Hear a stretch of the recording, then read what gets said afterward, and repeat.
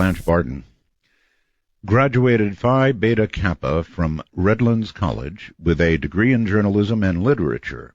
She met Anton LaVey. I guess you know who that is, right? Most of you? She met Anton LaVey the day after the previous high priestess left the Black House. Barton became LaVey's companion and mother of his only son. She became high priestess of the Church of Satan, holding this title until April 30th, 2002, when she assumed the role of chair mistress of the Council of Nine. Her biography of LaVey, The Secret Life of a Satanist, the authorized biography of Anton LaVey, was originally published in 1990, and an expanded edition is available now. Blanche also wrote The Church of Satan, A History of the World's Most Notorious Religion. All right. Ah, Mr. Art Bell, we meet at last. In the stormy desert at midnight. Best time. It's the dark of the moon, too.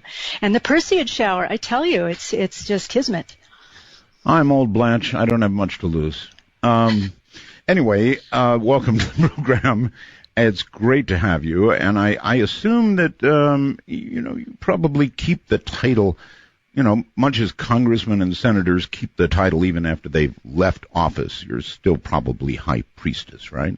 Well, people are very respectful to me, but my title officially is the Magistra Templi Rex, which is below the current high priestess, who is Peggy Nadremian, doing a bang-up job of it. Would you mind repeating that slowly? Peter Gilmore, who's the high priest. Would you mind repeating that slowly, please? Your title.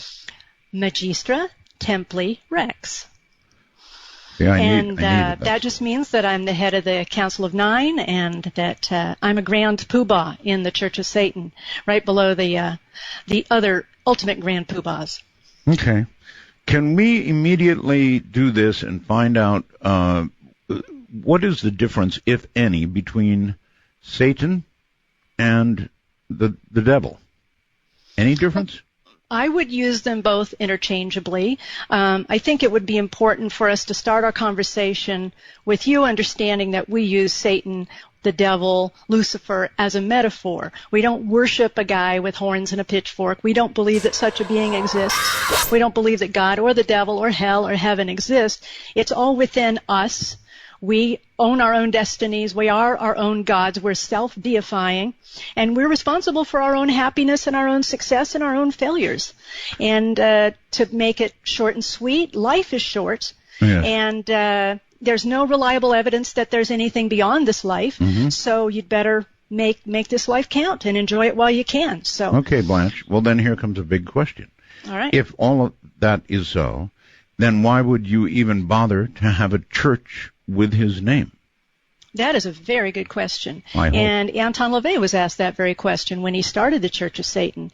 And people said, if you would just call it something else, if you called it humanism. He talks about this in the Satanic Bible, which he published in 1969. If you called it humanism or even Typhonianism or something, maybe you'd get more followers. But his point was that he didn't want more followers. The point of calling it Satanism is there's always a Satan. In every culture, there's always the accuser. There's always the other. There's always the one outside.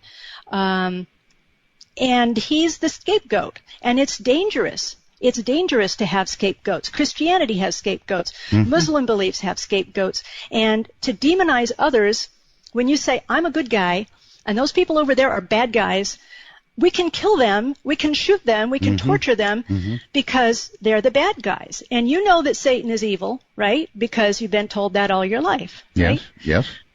But what else? This is a word that you've been programmed to be afraid of. So what else have you been programmed to be afraid of? Liberal? Quite a bit. Conservative? Abortion? How are you being manipulated by politicians and people who want to take your money? So that's the point of calling it Satanism, is don't believe the stuff that's being fed you. Donald Trump scares me a little. Yeah, isn't that amazing? Yeah, that's why we're here. That's why you need Satanists right now, because the political season is kicking off, and look at what you have to choose from. We're not just about anti-Christianity or anti-theism. That's a very big part of what we are, but anything that's a sacred cow has to be examined and challenged. Whenever you see broad generalizations or scapegoating or ad hominem attacks instead of actual arguments on important issues. Right. You were talking about we've got serious environmental problems right now. We've got serious economic problems. And what are we doing? We're killing each other over phantoms, over lies.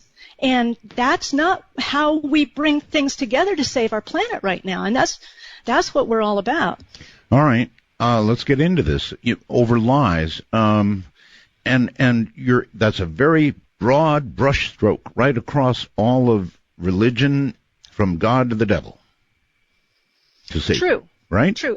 Yeah, well, the point is that we do enter the ritual chamber. We have lesser magic, greater magic that we indulge in as a part of poetic nature in humans, but we do it consciously. We go into what we call the intellectual decompression chamber. We put on our robes and we call forth the icons that we find bring us power within ourselves, but we know that we're calling forth the power within ourselves, but we're using the poetic metaphors to reach places, that part of the human brain that we don't quite understand, that a lot of your other people that are on your show try to understand more, consciousness and the powers of the human brain and human potential. We do it based first and foremost on reasonableness and rationality. Then we add in the more metaphysical explorations, or if we don't want to, it's not necessary to do that as a Satanist. But if you want to play with the poetics of it, then that's okay too. But we don't build our foundation on sand. And that's what most religions do. They build them on sand, and they lead to blindness and prejudice, and they impose ignorance on their children and a distrust of science. And that's not the best of what human beings can be. Well, what you preach is all good stuff. The position from which you preach, perhaps calls into question, many people, the whole thing is called into question, frankly. Satan and the word, you're right, the devil, Satan, whatever, it scares the hell out of people. And I guess that's exactly what it's intended to do. And that sort of surprises me, because we've been around for 50 years. We've been saying the same stuff for the last 50 years. And people don't listen. It shows that every culture and everybody still needs the devil. They still need the other guys. They still need the bad guys, the evil ones, the outsiders. Mm-hmm. And that's okay.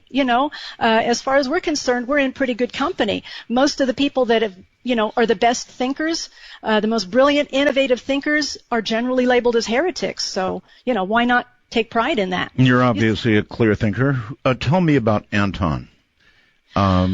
He was a brilliant man. He was far ahead of his time. He started out interested in magic, but he also had a wonderful skill with music. So he played the oboe, and keyboards were his real love. And he became a hypnotist. He worked in the carnival. He worked in the circus. He was a police photographer. Wow. And out of all of those roles, he saw human tragedy and human foibles up close and personal. He saw people sneaking in to look at the burlesque girls, in the carnival, and then sneaking across on Sunday to go with their families to see the tent show revivalists and, cleanse their souls of all their wicked thoughts. That's right. All right. So, let me go back. You said he began with magic. Is magic real? Well, I believe that magic I can only answer that for myself. You have to answer that for yourself. Well, you said Anton began with magic. Well, he began with an interest in magic and the supernatural. And he did. He checked out as many people as he thought might have a gateway into other worlds, other ways of being, Madame Blavatsky or Aleister Crowley, and they were all so dry and boring and sad and obfuscating. He just wanted the real deal. And I think people are attracted to his philosophy. One of the reasons that they're attracted to his philosophy is because he doesn't dance around. He says what he means what he says. He says, this is how I do what I do. Go in the ritual chamber, try it. If it works for you, great. Try these methods that I wrote in The Satanic Witch about basic psychology, reading people, cold readings that he learned in the carnival, the whole process of looking at nonverbal cues, and make it work for you. Yes, but those are all tricks. And what I'm asking is, did he find the real thing, or did he practice when he found the real thing? Well, certainly he did. Certainly he did. Well, okay, so magic is real. Yes. I have experienced magical consequences of what I've done in the ritual chamber. As I say, though, that doesn't mean that if you go into the ritual chamber and you do exactly what I did, right, it may not work for you. Because, to be honest, now this is just me speculating. This isn't Church of Satan policy. But it's almost as if everybody has a different frequency, you know? Right. And Anton talked about this when he was playing music for animals in the circus. He said, you don't play the same song for an elephant as you do for a tiger, because they have different rhythms, they have different moods.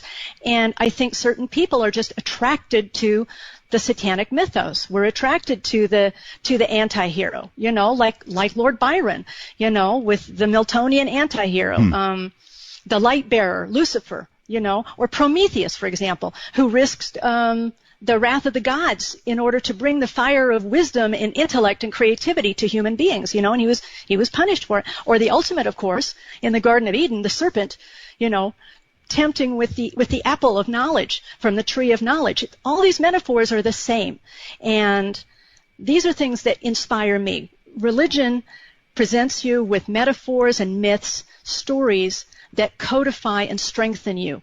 They're almost like a group art project to me, you know, because they communicate what is important to a given society, what you hold dear, what rituals you find important, and what those ideals are. So my ideal is not some guy hanging on a cross. I'm sorry, when my back is up against the wall, I want you know, a dynamic, life-affirming, poetic image of Satan who is the ultimate anti-hero.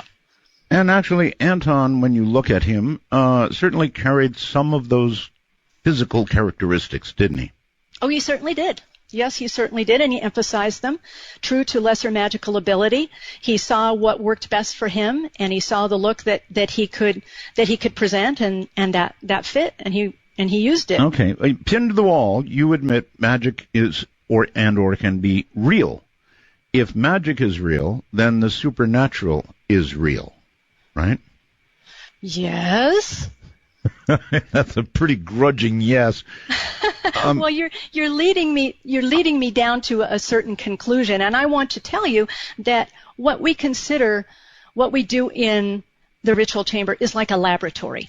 I don't think enough has been understood yet about, and again, this gets back to the other guests that you've had. I mean, even like Dean Radin, The Conscious Universe, or oh, you are a listener, aren't you?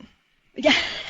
Okay. Well, exactly. Or what is it? The Field, McTaggart. Yes. You know, there's a lot that we do not understand about the interactions of time, space, matter.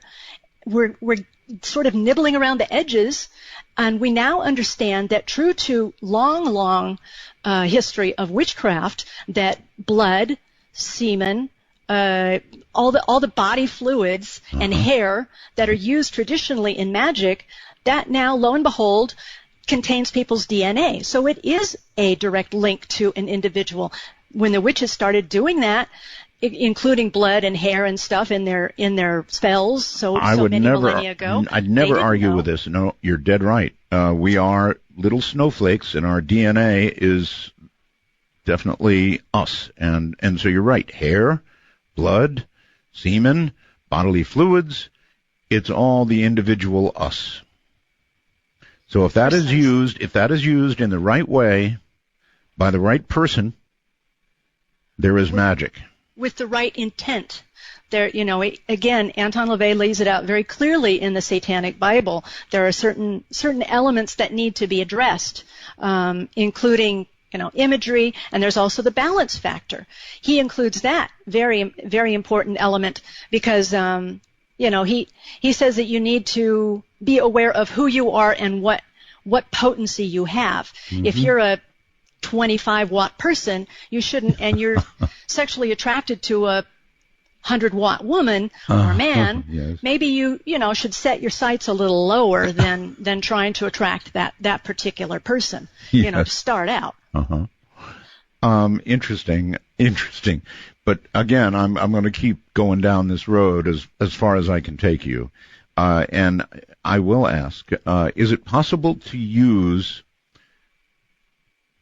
a person's essence, bodily fluids, whatever, essence, in a positive way for them, as well as a negative way for them? Absolutely. We have 3 basic rituals.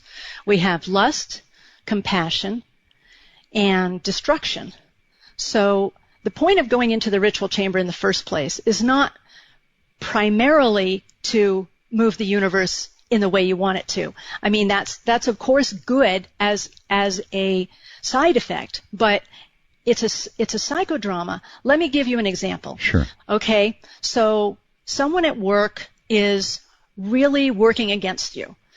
Someone is telling the boss lies about you. They're making you look bad. They're hiding your materials. They're really going out of their way to hurt you. Yes. So you go into you're really frustrated. You're thinking about this person all the time. You can't eat. You can't sleep. You're really angry, and you feel impotent. So you go into the ritual chamber. You do a destruction ritual. You concentrate on this person, and you wish them all the bad things to happen to them, and you let it go. You let all of it go. You build up all of that energy, and like a good orgasm, you just flow out. It goes out into the universe, and then you let go of the rope. It's done. As far as you're concerned, it is done. It's a done deal. As far as you're concerned. You've spoken to the universe. It's going to happen. Whatever's supposed to happen will happen. So next week, you go into work, and this schmo has been promoted and moved to Hawaii. So did your curse work? Well, you don't have to deal with him anymore, do you? So... And maybe he'll get caught in a wonderful storm in Hawaii, and maybe his life will be. So maybe you go in next terrible. week, and he was hit by a Mack truck, now has about 35 broken bones, and is in traction in the hospital. There you go. That's the way it goes. Yes. Well, I love the fact that you can bring up the rosiest metaphor possible when discussing somebody you don't like.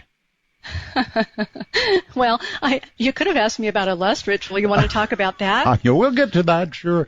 You are, I don't know if you want to know, you're an attorney, right? No. You're not an attorney? Well, No. You certainly sound like one. Well, I argue a lot. Thank you. That's I bet you do. I bet you do. Okay, this must be asked. There are many who believe that Anton LaVey actually did conjure up the devil. What do you know about that?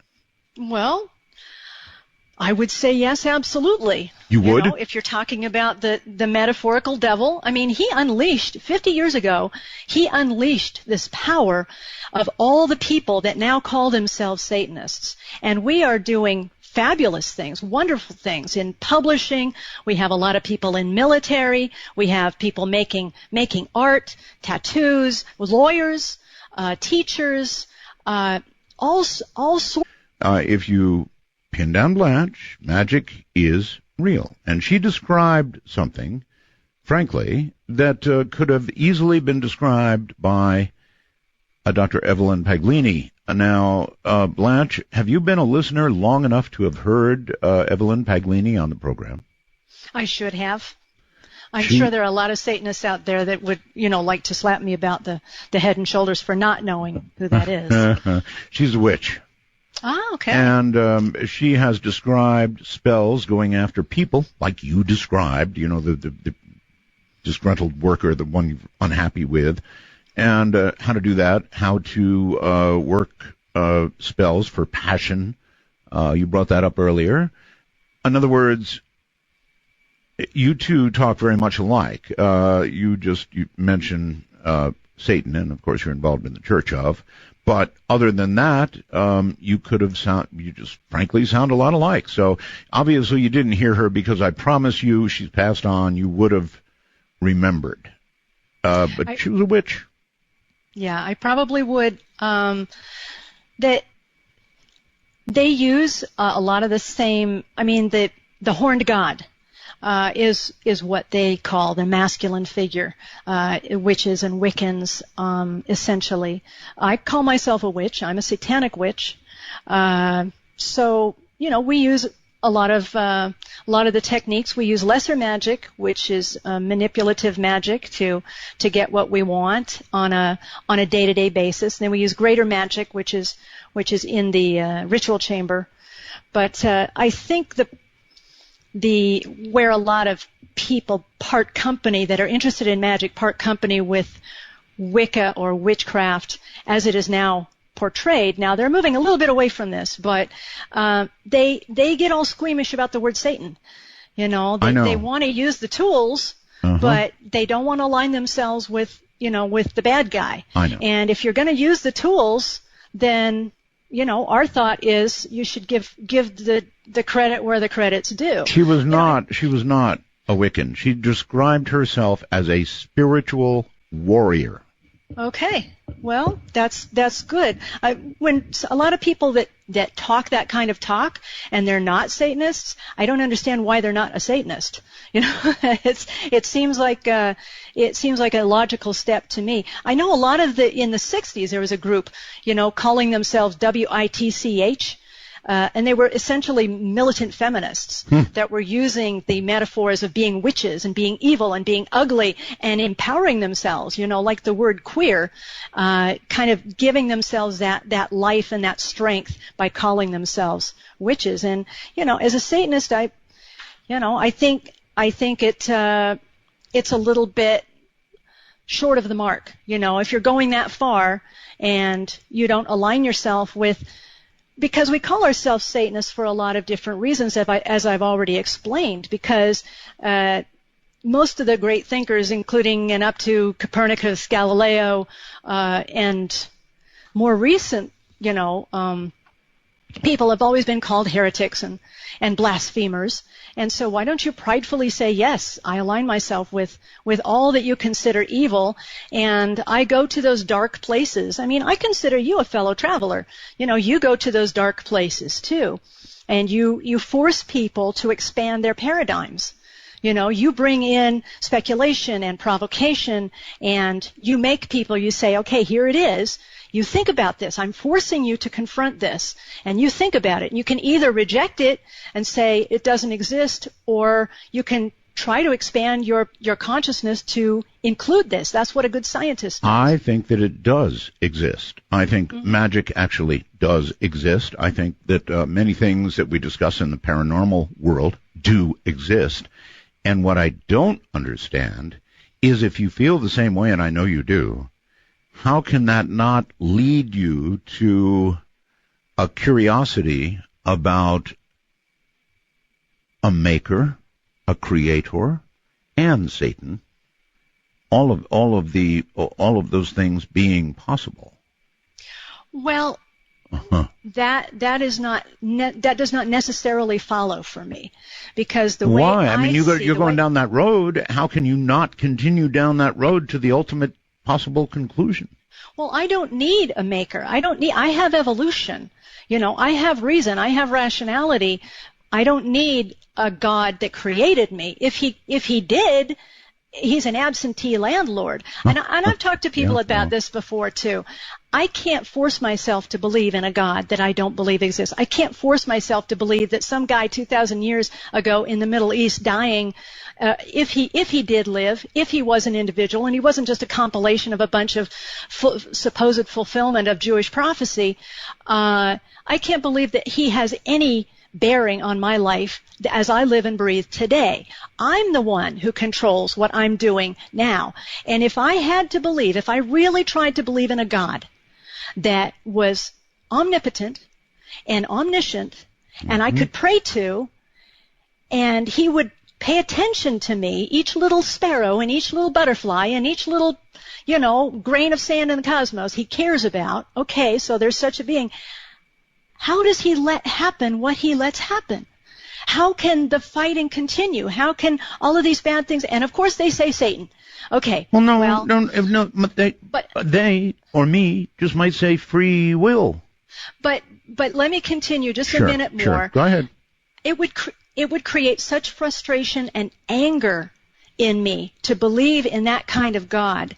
If I tried to, and I really tried to pray, and I really tried to understand, I would be homicidal, because I could not reconcile why this being who supposedly loves me would threaten me and manipulate me in such a petulant, petty way that I have to bow down and worship him and do what he tells me to do, or he'll throw me into a fiery pit for all eternity. I mean, what kind of love is that? And then, I kind of agree with a lot of that. I really do. But what about the whole concept of an original creator and then free will? In other words, we're down here and left to do what we're going to do, and our ultimate, up or downville depends on how we do. Okay, so my free will tells me that I'm a representative of Satan, because if that God created me with a brain, he wants me to have a scientific mind, a rational mind. He wants me to challenge. He wants me to be against self-deceit. And he doesn't want me to bow down and worship him, so I'm doing my job. Well, I'm not killing anybody. I'm not stealing from anybody. I have a very sound base of ethics that I move from. I don't need a God who's going to threaten me or strong-arm me so that I'll do the right thing. I do it because I live in a society where it's expected of me, and I want the same respect from my other fellow creatures, and so that's the contract. That's the social contract, like Rousseau talked about.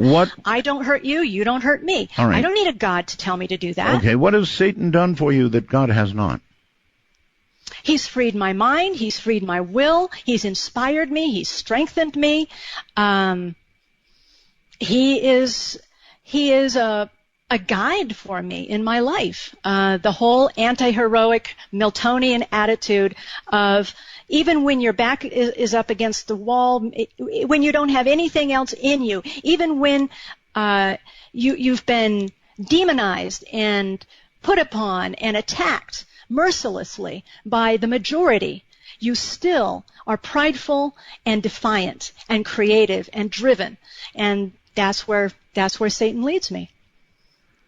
All right. Earlier I asked you if he conjured up the devil, and you responded that yes, he did.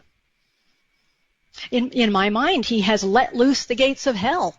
There's a whole generation, 2 generations now, of people applying Satanism every day of their lives. And one of the reasons why I'm on your show is, well, 3 reasons. One, because you've got a wonderful show, and it's an honor and a pleasure to be on your show.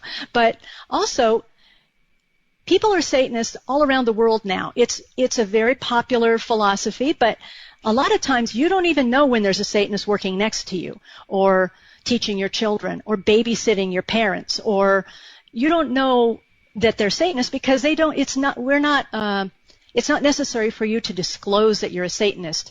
In our version of the world, if it does you no good to expose yourself, then don't do it. People are confused, they don't understand it, but I want people to know that if you find out that your coworker is a Satanist, that there's nothing for you to fear or get freaked out about. These are our ethics, these are our attitudes, these are our habits. We stick to our own most of the time. We keep our nose out of your business. As long as you don't try preaching to me, I'm not going to preach to you. You're not going to find Satanists on the street corners handing out pamphlets or knocking on your door and waking you up at 7 o'clock in the morning on a Saturday or Sunday. Good. We figure we want the information to be out there. That's what the Church of Satan is here for, is to continue to codify and clarify what Anton LaVey said, keep his ideas pure, blending the poetic and the rational parts of human beings. And if you're interested in it, you will seek us out and you'll find out if it's the right thing. If it's not for you, that's fine. But if you know of a Satanist, I don't want you to overreact and say, oh, yeah, I want you to understand and be able to have an intelligent conversation with them. Mm-hmm. Just to be clear, your relationship with Anton LaVey was? It started out, I was working in his in the office in San Francisco along with other people, and as I began to know him, I began taking notes on. He was an amazing raconteur. He'd tell jokes. He'd tell these stories about his life and about the people that he'd known, and his lion and his leopard, and people that he'd known on the police force would come by, and he'd talk with them, and I had extraordinary access. And I had a pencil and a tablet, and I started writing down some of these stories and some of the stuff that he was talking about, because I knew that he was an important historical man. He will be remembered, Oh, yes. many, many years from now. And what he was saying needed to be written down. So I wrote the biography, and we became more intimate. Our relationship changed, and that's why the new Secret Life of a Satanist is, the last few chapters are materially different than the first few chapters. The last chapters are much more, I hope I don't become too maudlin, or I hope I don't break down the image of who he was, but it's much more intimate portrait of him as a man and what he struggled through in the last years of his life and how productive he was at the same time. And so I want people to know the strength that he had, because he was undergoing physical challenges as well as the satanic panic and legal challenges, and he survived. He was strong, and right up until the end. Were they coming after him legally because of what he said he was? No, because of personal reasons. I see. But of course, you remember the satanic panic of the mid 80s to the 90s. Early 90s, a lot of people may not remember, but it was an insane period of time. I mean, we had Geraldo and Sally Jesse Raphael and Oprah Winfrey with these people who were claiming to have been molested as children in satanic sacrifices, and baby breeders, and they tore up a whole, well, you know what happened in Manhattan Beach with the preschool.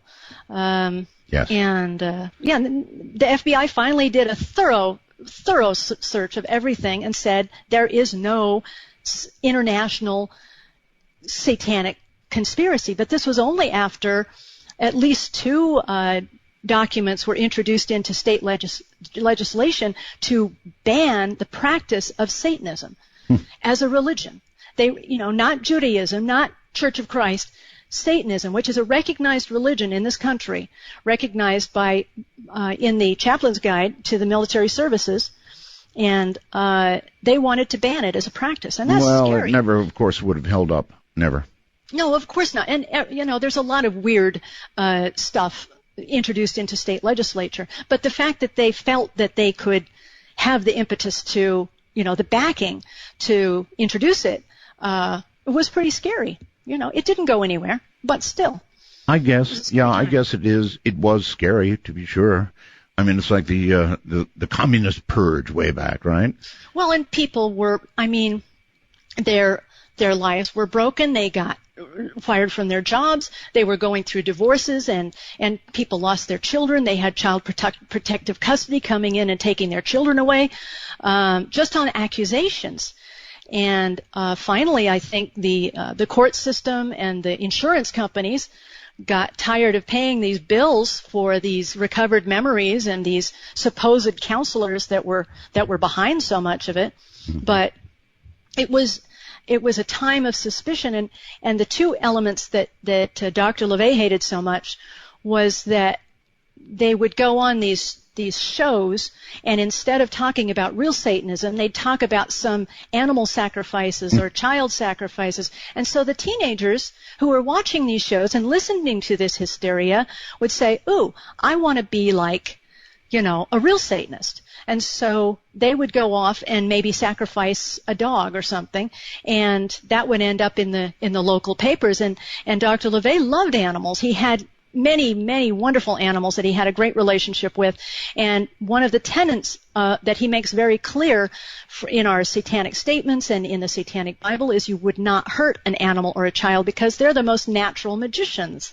And instead of, waving the Satanic Bible around in disgust and saying, ooh, isn't this awful, they wouldn't read the book and they wouldn't tell people that's what Satanism really represented. And he said, all of these animals, if there are animals being hurt or killed in this fashion because of, they think that that's what real Satanists do, these animals should be placed on Oprah Winfrey's and Geraldo Rivera's doorsteps because they're the ones that are doing it, not us. They're the ones that are leading these people to do this. And he felt very sad about that aspect of it. I once had a young lady on my show whose name was Patsy. She had devoted her life to the devil, to Satan, and she said that she would ensure that her, I think it was son, would be taken by the devil, as well as herself. Now, she wasn't just a caller. When she began as a caller, and I went on to interview her in depth, but this, I'm telling you right now, this gal named Patsy meant what she said. Now, I understand that that is not what you've told us about tonight, but how many Patsies are out there? Well, there are people that use any number of contexts for their disturbances. They create fantasies for I'm not a psychoanalyst, and I haven't talked to her. I don't know about her specifically, but I'm not qualified to pass judgment on her particular diagnosis, but I know people do a lot who want attention, and who, they may feel even that they have a real pain or they have real memories or something, but usually it can be traced to something very specific, and it's a context that they need to put their pain in, and they need a counselor that can actually help them, not feed their fantasies, but actually help them move away from their fantasies into a productive life. Anton LaVey's partner in life, I think that's probably a fair way to put it, and of course you also have a child now. Is that correct? Yes, that's correct. So, again, I'm struggling a little bit with this, Blanche, because on the one hand, you sort of lay out Satanism as humanism, but then on the other hand, you'll go down that highway saying, well, yes, some magic is certainly real, and much of the paranormal could be real, and certainly I've discussed a great deal of this, and that's kind of where you stop. You don't continue down that road. It seems to me once you've embraced the paranormal and the fact that real magic can be done, then you have to be looking at a power beyond human power, humanism. Okay, let's try this. Okay. We start from the position that humans are rational animals. We're animals. That's the seventh, our foundational document is the 9 satanic statement. And the seventh, if you will indulge me, sure. Satan represents man as just another animal, sometimes better, more often worse than those that walk on all fours, who because of his divine spiritual and intellectual development has become the most vicious animal of all. And we can see what's happening because of that viciousness to animals all around the world. So we're selfish and short-sighted creatures.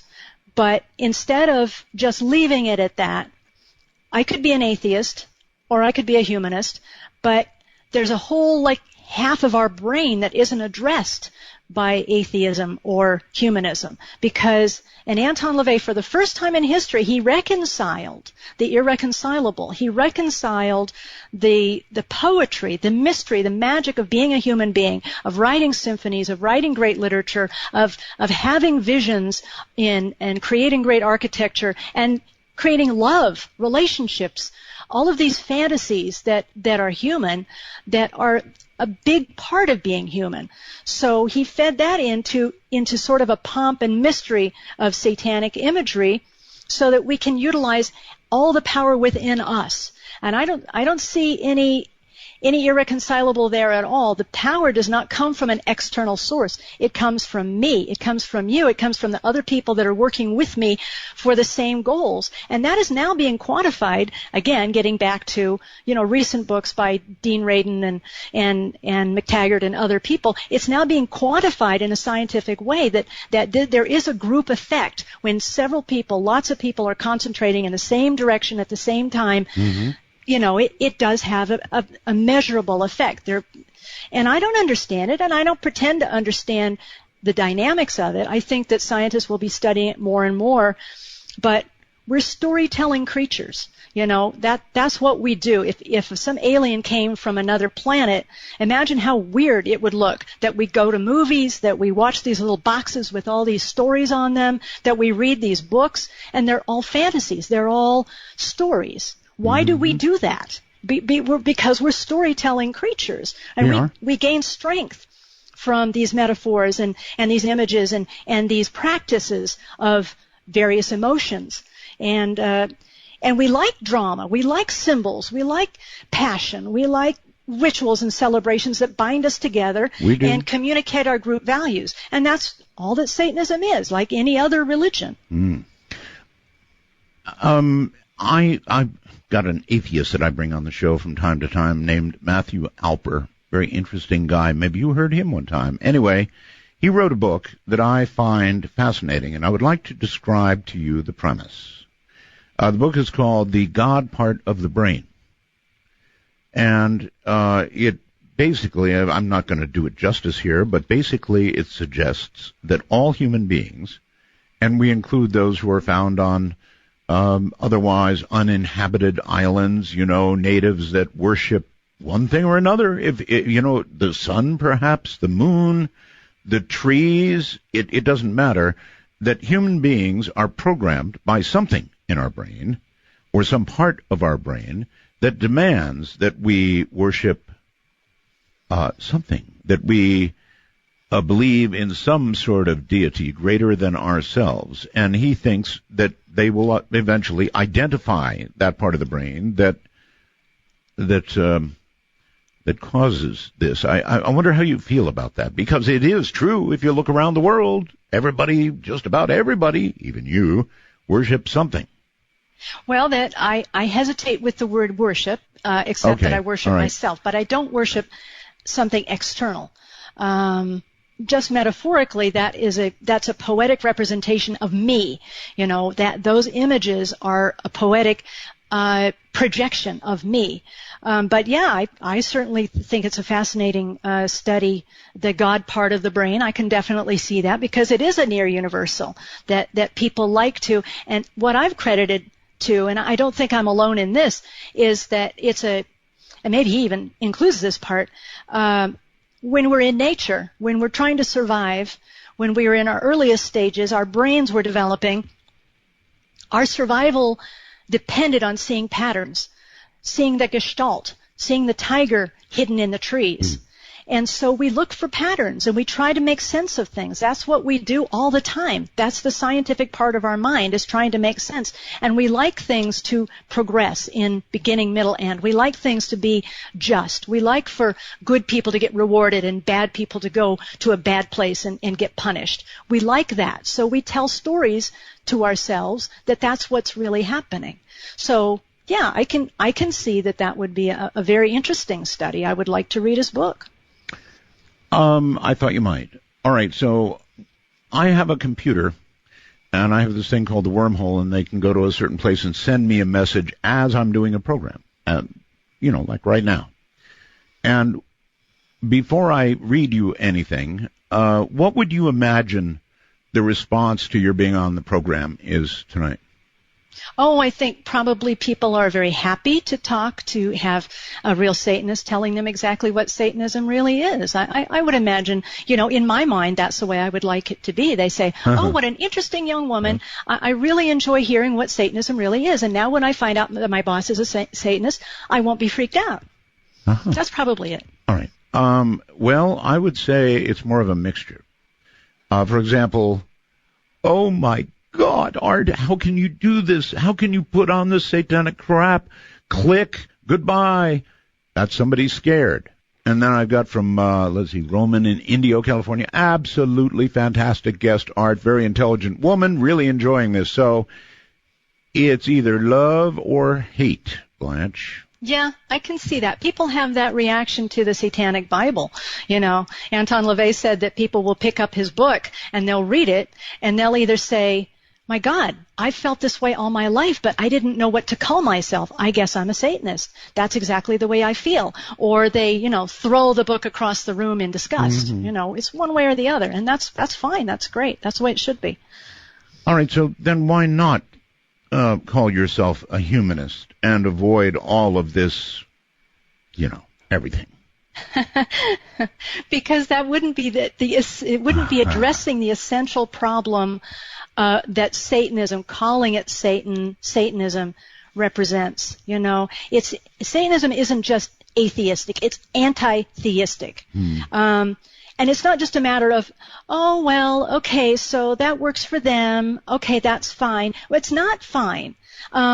People who are running our country, that are running our world, all around the world, most of them are basing their lives on irrationality and muddled thinking and scapegoating. And these people are leading us in certain directions, economically, socially, ecologically. And it's going to affect you. One way or another, it's going to affect you. And so Satanists, by nature, choose active opposition. You need something constructive for your life, not just a denial of something like atheism. Choose active opposition. So is it called Satanism only to choose having that opposition? I think it's to recognize that humans, I see Satan as a quintessentially human metaphor.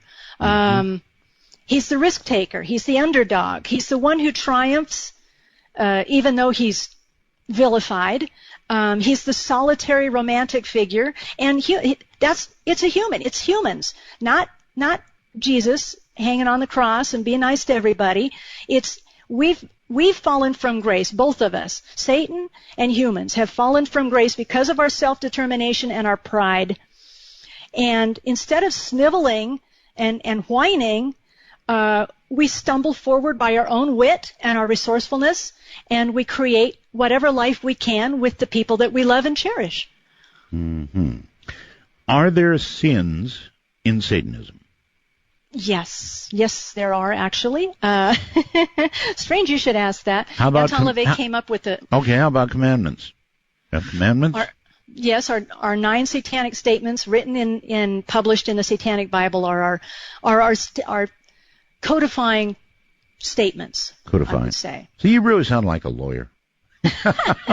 You know what the final 9th satanic statement is? I think you'll enjoy it. I'm listening. Satan has been the best friend the church has ever had, as he's kept it in business all these years. Yeah, well, there is that, isn't there? It is the ultimate threat that keeps everybody in line. Yeah, exactly. And why do you have to have a loving God that strong-arms people into doing good? Well, God, historically, has a temper, right? Well, but he's struck people down. He's destroyed cities. You're a kid, and you're getting shoveled this stuff from your parents. They're telling you about this guy. Where does he live? I don't know. He lives in a cloud somewhere. We've got the space station up there, but they can't see him. Well, he lives more over that way. I don't know what he looks like. And kids are smart. They start asking questions pretty early on, and they understand when someone's avoiding the truth. And when they start feeling that mommy and daddy are not telling them the truth about this, then they start calling into question everything that mommy and daddy tells them. Well, you are right. If you ask the wrong questions, even in Sunday school, you risk ejection. Right. But how do you feel about mommy and daddy lying to you? Well, I don't think I blame mommy and daddy, or that I would say they're lying, because they probably carry that belief that they're passing on. Well, I don't see how any child can get past that. That's when the trouble comes. That's when you reach adolescence and you start realizing that maybe a lot of what you've been taught is not true. And all of those sacred values, maybe they're not real. And when you link ethics to the supernatural, that God tells you to do this, not because it's right or wrong, not because essentially it's good for civilization for you to make these decisions, but because some supernatural guy with a long white beard is strong-arming you and threatening you if you don't do right, then that's not good for society. That's not a good structure. That's not a good foundation. It should be, because this is what is right for the world. This is how we bind together as a human race, If the world were to suddenly embrace Satanism, do you think that there would be far less violence, killing, and just as we're seeing so much, for example, people walk into movie theaters and just begin shooting and then take their own life. Mm-hmm. That kind of stuff. Do you think that Satanism would calm some of this down? I would hope that people of a satanic mind would be more, would understand the necessity of getting along with their fellow human animals. I wake up in the morning and I say, I will not kill someone today because I don't want to be killed. I can tolerate a lot. You have to remind yourself not to do that? I do. Yes. But really, I think if the world were suddenly, filled with Satanists, which is never, ever going to happen, because, again, talking about different parts of the brain, we always have to have the 2% who are the leaders or the innovators or the risk takers, and the rest of the people that really would rather just get along and not think about things very much. Just tell me what to do, tell me where to go, tell me what to buy, and I'll be comfortable, and you tell me what to do. And that, but the Satanists who stand out, the creative people, the eccentric people, the weirdos, I think that they would be better at running things, because they would hopefully have actual discussions, not ad hominem attacks. They would start talking about things, not pigeonholing themselves and saying, well, I'm a conservative, so I have to vote this way, or I'm a liberal, so I have to vote that way, and that's a bad person over there. The Koch brothers are awful or evil, or the unions are awful or evil because they're in the other camp, and I don't have to listen to anything they have to say. I just have to listen to what my party tells me to do. Right. And that's how we've gotten into the trouble that we have. All right. If you don't mind, circle back. We sort of went right over it. What are some satanic sins? Satanic sins. The first one, you will not be surprised to know. The first one is stupidity. That's the top of the list, because humans are, as I say, tend to be very short-sighted and selfish creatures. I'm all for selfishness, but when you are so short-sighted that you don't see the consequences of what you're doing and the long-term consequences to the earth and to other humans and to animals, then that's just being stupid. And a lot of those sinners out there. Yeah. And the second one is pretentiousness. Okay. Empty posturing. It's very irritating. And Anton LaVey always had the idea that if you're a satanic priest, you should be able to take the garbage out. You have to be able to come up with the goods ultimately. And he, that's what made his philosophy so strong. What makes his philosophy so strong? Because he was a very genuine person. Whenever he would start.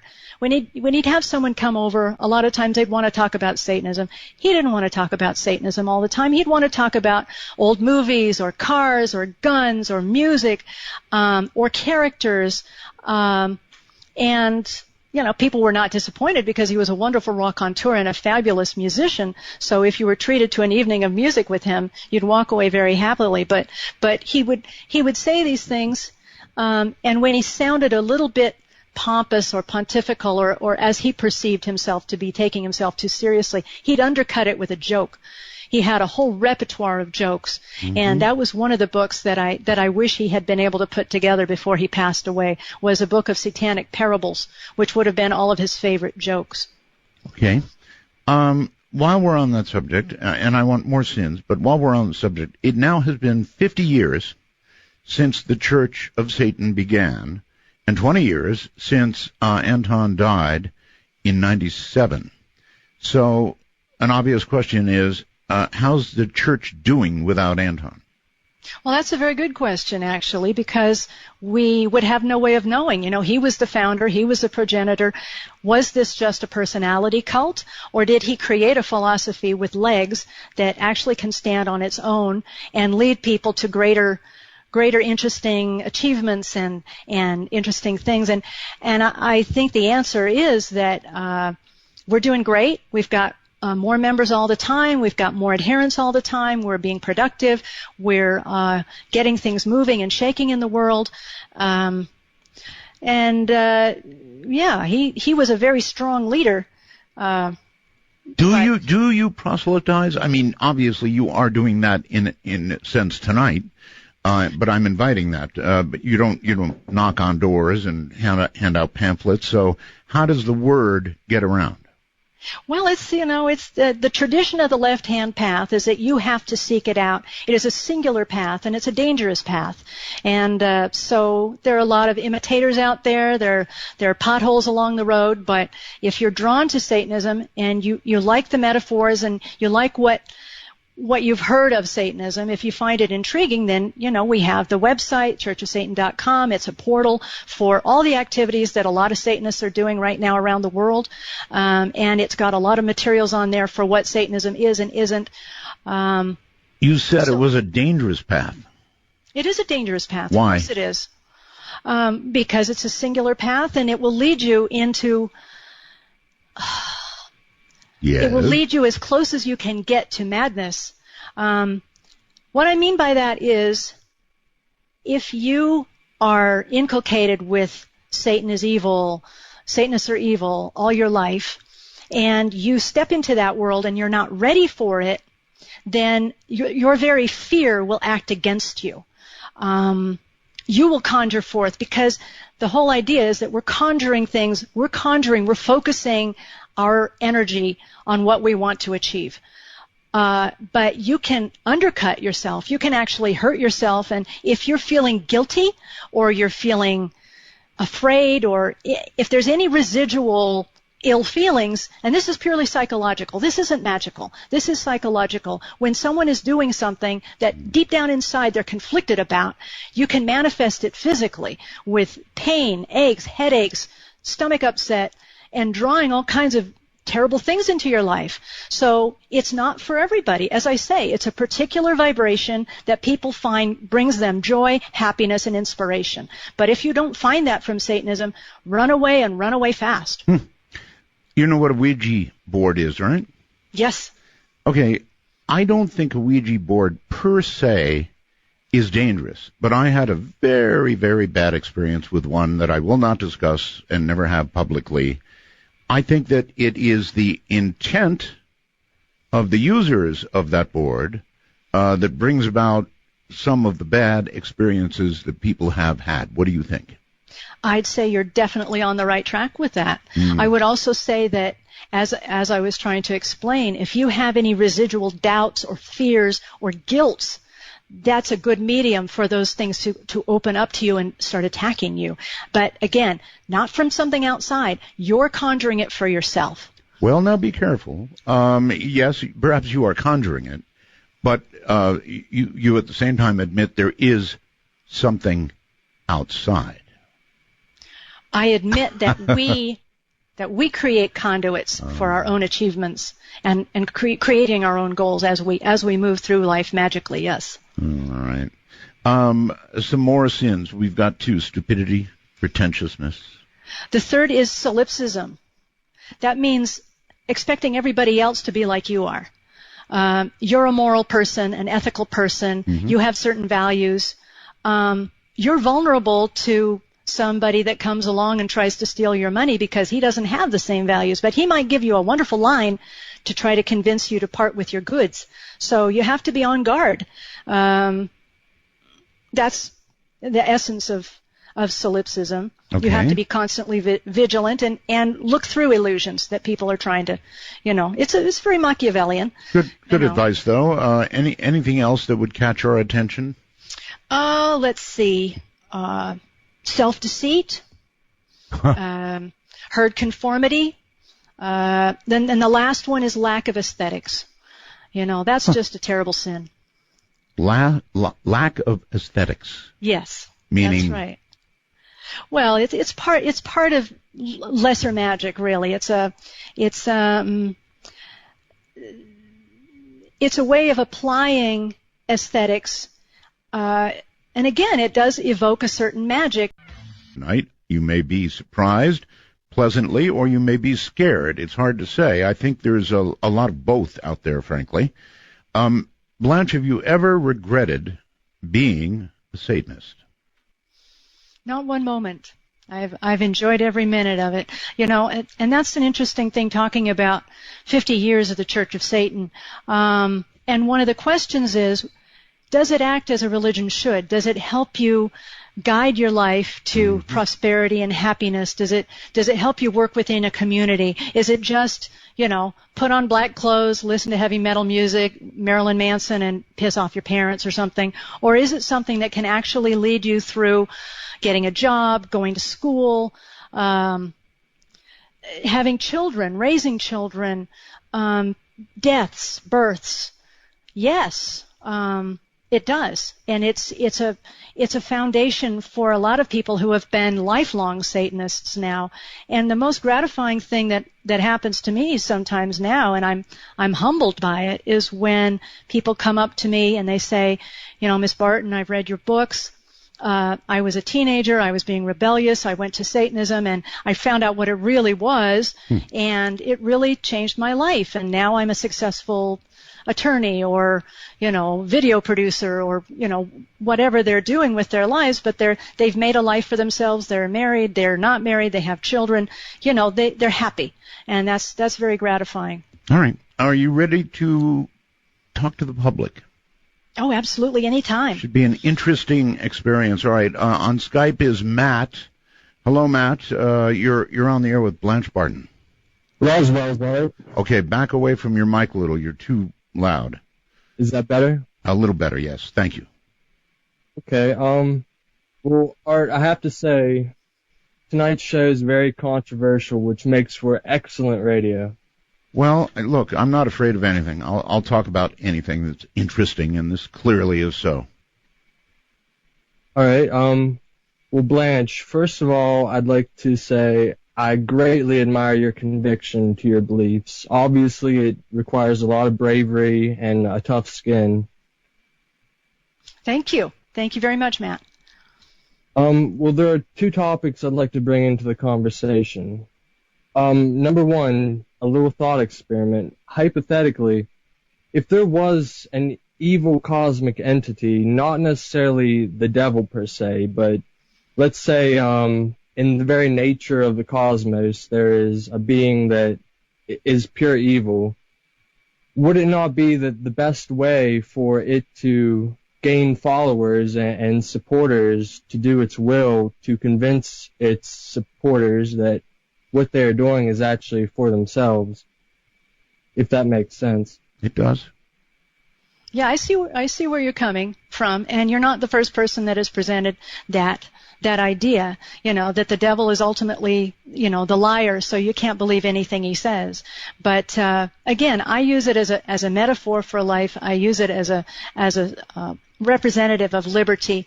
And if there was an absolute evil entity, and you could bring me proof that there was such an evil entity that was somehow fogging my mind, then that would be a very valuable thing to do.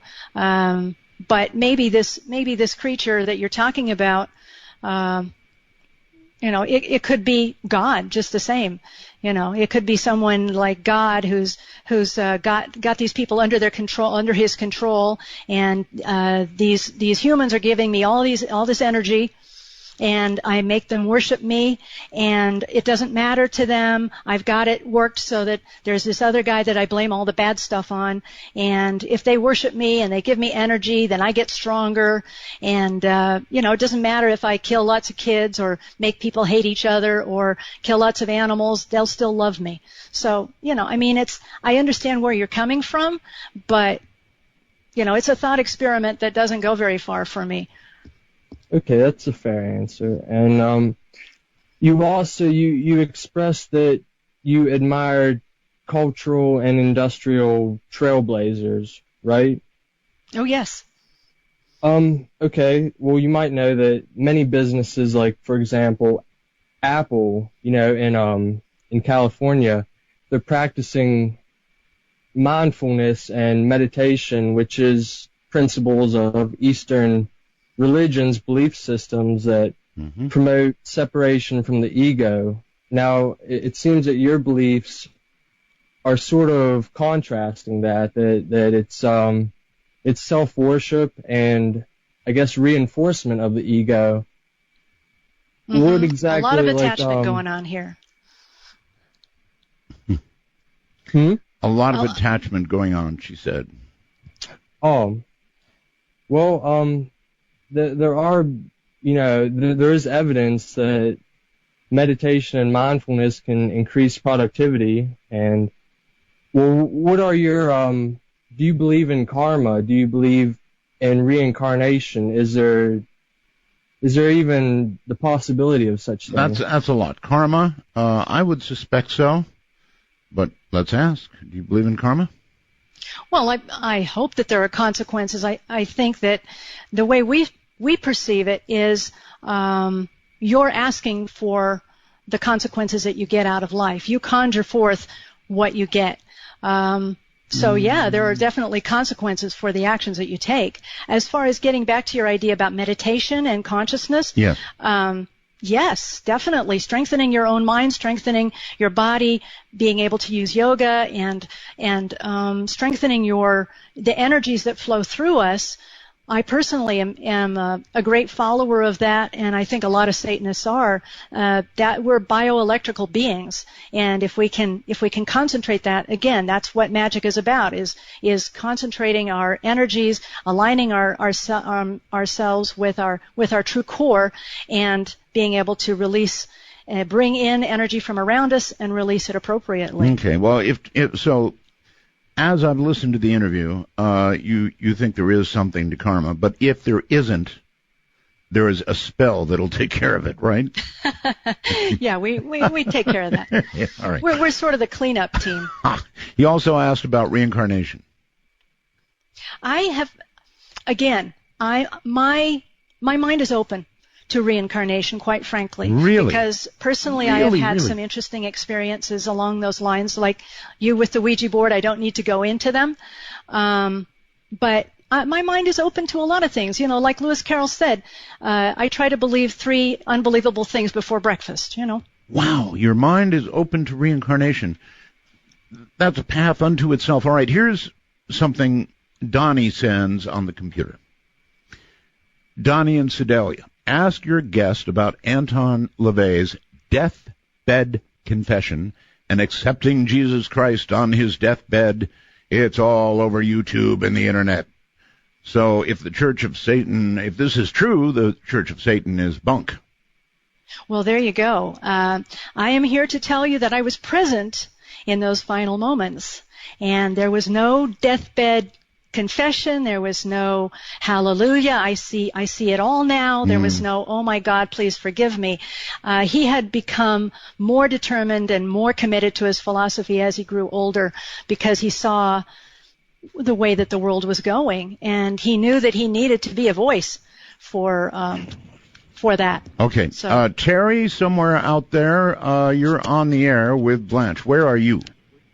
Hello, can you hear me? I hear you. Where are you? I'm in Cincinnati, Ohio. No, you're on the wrong line then. That's our international line, my friend. I did Skype. Right, I'm very sorry. You'll have to give us a call at MITD51. MITD51 for North America. You are on 55. Let's try Lewis on North American Skype. Hello, Lewis.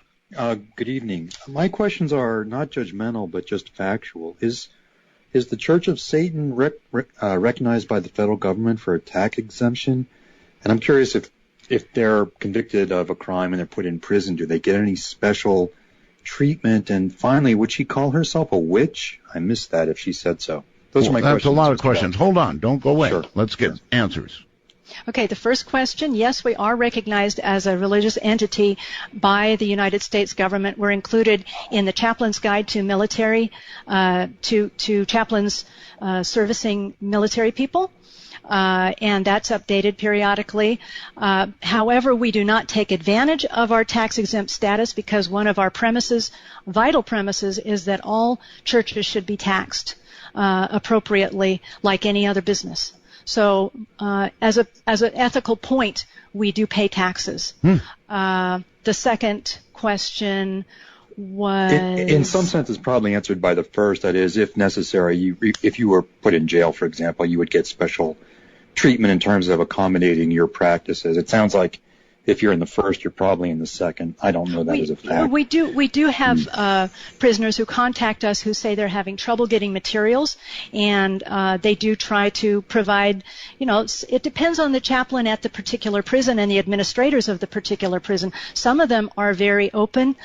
They should have the right to practice Satanism, at least get together with fellow Satanists and have their materials and perhaps rituals within the confines of the requirements of the prison. They can't have daggers and they can't have firearms, they can't have candles or certain things, but just getting together to read the Satanic Bible. Usually most prisons are very accommodating. And yes, I would call myself a witch. I do. Well, thank you for answering my questions. Thank you, Mr. Sure. Bell. Thank you, Sure. Thank you very much for the call. I appreciate it. We have so many. Let's go to way back to West Virginia. In jail. Hello. Yes. You're on the air, sir. Art, we've been talking about a lot of positive things about Satanism, but let's talk about satanic ritual abuse for a second. Okay, let's. In the 80s especially, there was a lot of cases dealing, we mentioned the government-related daycares and the military bases daycares.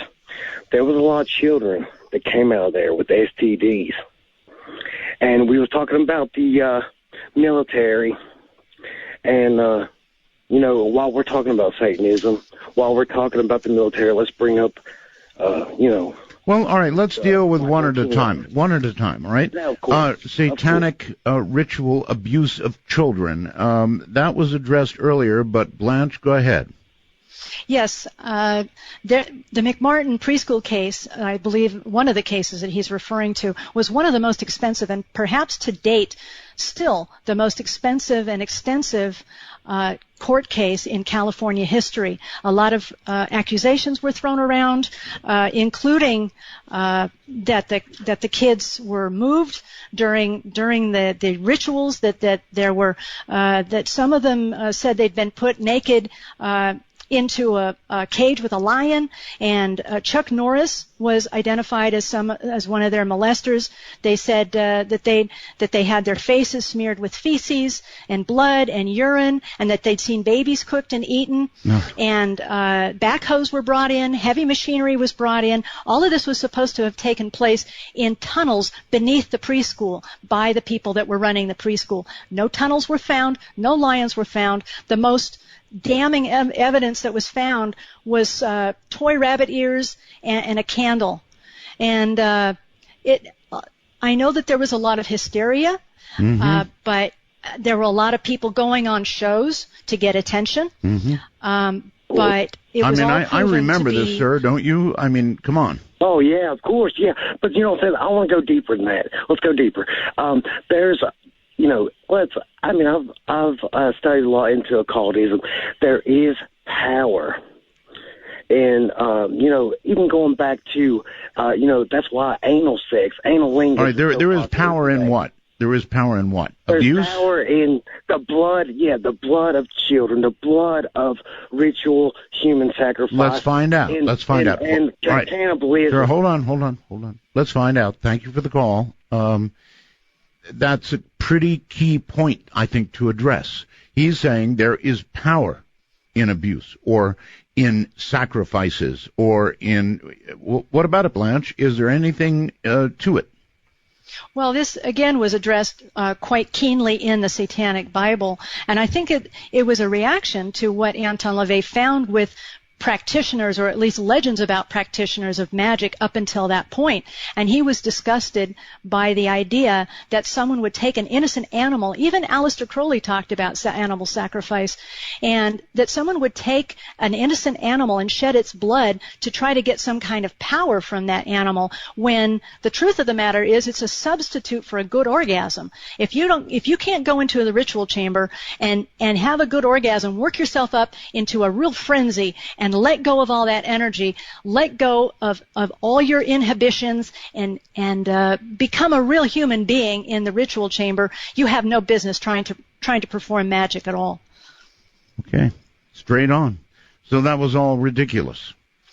Well, it was proven by the FBI to be ridiculous. Mm-hmm. A lot of people, a lot of police, Cops for Christ is what they were termed, who had these seminars that they were selling to various police forces around the country to try to gain money from them.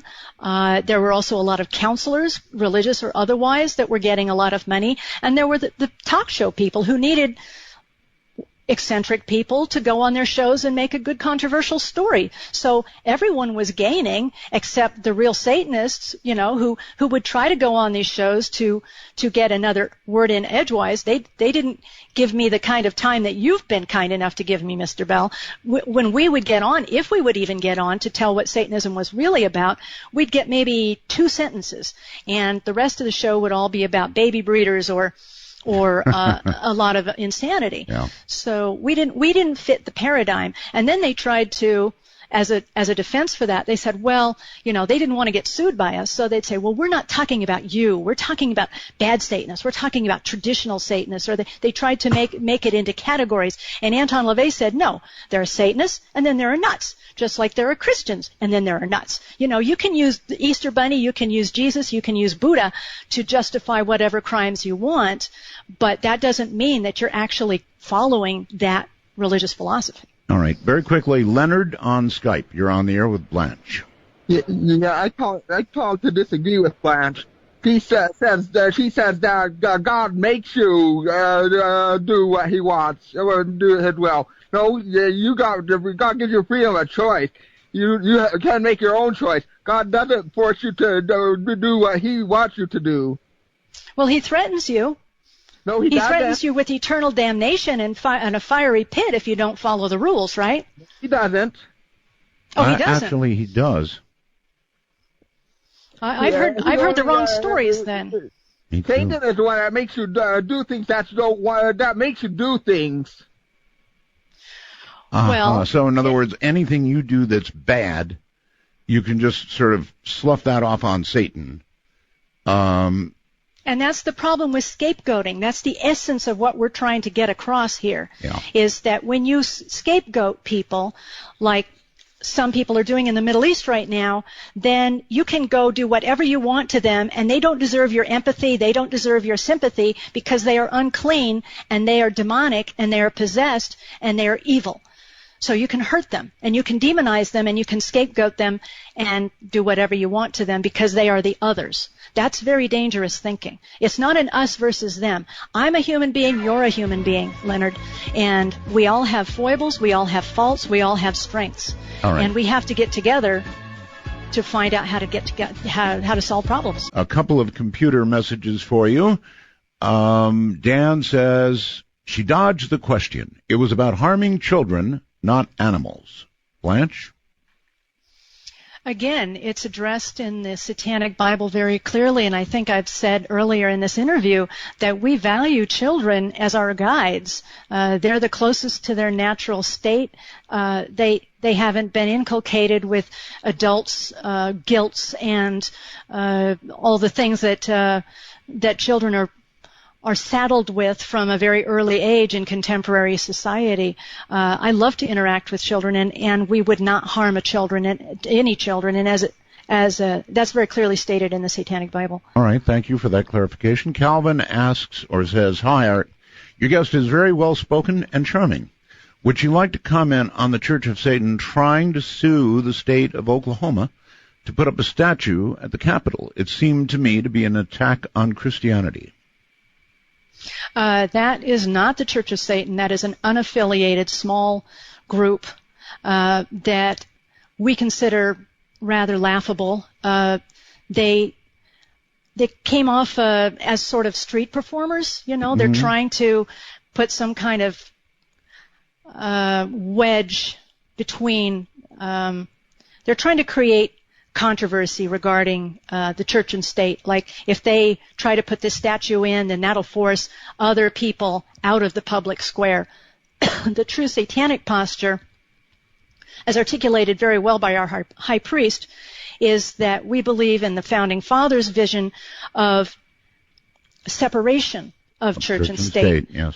Not having any Buddhist or Hindu or Satanic or Wiccan or Christian association, because it's very dangerous when church and state are work in concert. Then you've got the civil aspects and you've got the magical aspects of the boogeymen that are going to hurt you if you don't do right. And our founding fathers were as close as they could be to deists. Most of the ones who were the real movers and shakers, Thomas Jefferson and Paine, they were deists, and they didn't believe in a God having real effect in your life. Of course, in those days you had to posture toward Christianity a lot, but they were free thinkers. I think that America is a quintessentially satanic country. We grew right out of the scientific revolution and the Enlightenment, and people like James Madison, John Adams. That's a whole different conversation, but.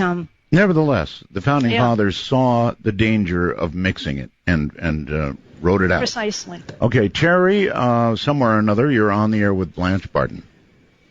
Hello. Hello. I'm from Cincinnati, Ohio. Okay.